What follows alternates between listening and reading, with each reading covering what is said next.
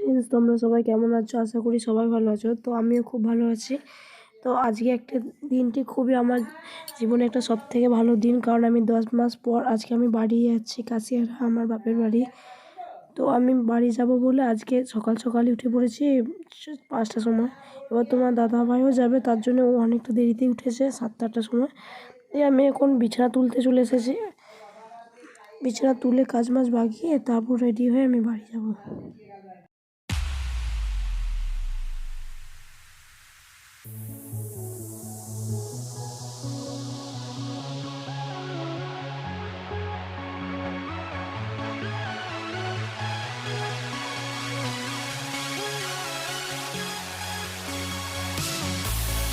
আমার জামা প্যান্ট ছাদে মেলে হয়ে গেছে।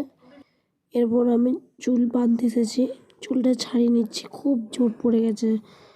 তো মাদের বাড়িতে যাবো, এরপর রেডি হচ্ছে এর জন্য, তার জন্য চুলটা বেঁধে নিচ্ছি পুরো। তারপর চুড়িদার পরে ভালো করে ঠিক করে চুলটা বেঁধে নেবো, কারণ চুল বাঁধলে কী হয়, চুলটা বাঁধার পর চুড়িদার পরলে চুলটা পুরো ঘেঁটে যায়।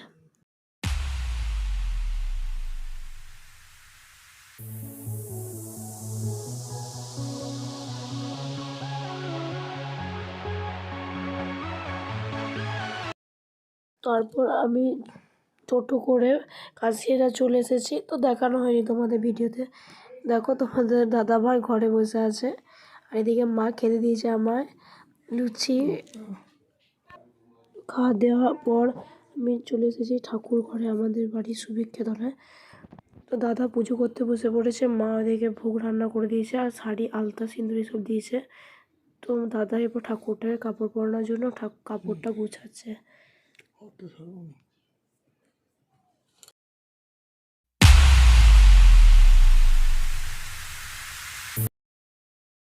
তো দাদার পুজো হয়ে গেছে, তোমরা সবাই দেখতেই পাচ্ছ। এটা হলো আমাদের গ্রামের যাত্রাশীতলা। তো দুপুরবেলা সবাই এবার বসে আছি পুজো দিয়ে আসার পর। দিদি, বৌদি, বড় বৌদি সবাই বসে বসে। তো এখন বাজছে 1:30, আমরা খেতে বসে পড়েছি, আর এদিকে দিদা সৌভিককে খাই দিচ্ছে, দেখতেই পাচ্ছ তোমরা। তোমাদের দাদা ভাই বসে আছে, এদিকে দিদাও বসে আছে, আর মা আমার বাসনগুলো মেজে নিচ্ছে একটু।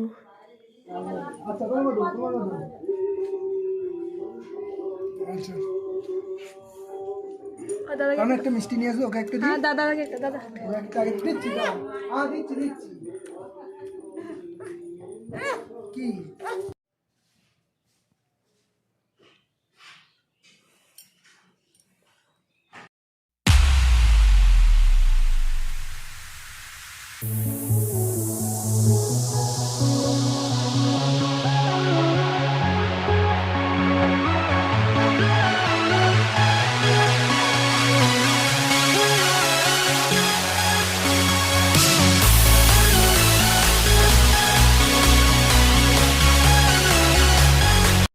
কালকে আমি বাড়িতে আসতে অনেক দেরি হয়েছিলো, 11:30 বেজে গিয়েছিলো। তা ভিডিওটা শেষ করা হয়নি। তোমরা বুঝতেই পারছো আমার গলার অবস্থা খুবই খারাপ, ব্যথা করছে, ধরে গেছে গলাটা। তো আজকে ভিডিওটি এই পর্যন্ত। তোমরা যদি আমার এই ভিডিওটি দেখে প্লিজ আমার ইউটিউব চ্যানেলটি তোমরা সাবস্ক্রাইব করে দাও, আর তোমার বন্ধুদের সাথে শেয়ার করে দাও, আর যদি এই ভিডিওটি ভালো লাগে প্লিজ একটি লাইক করে দাও।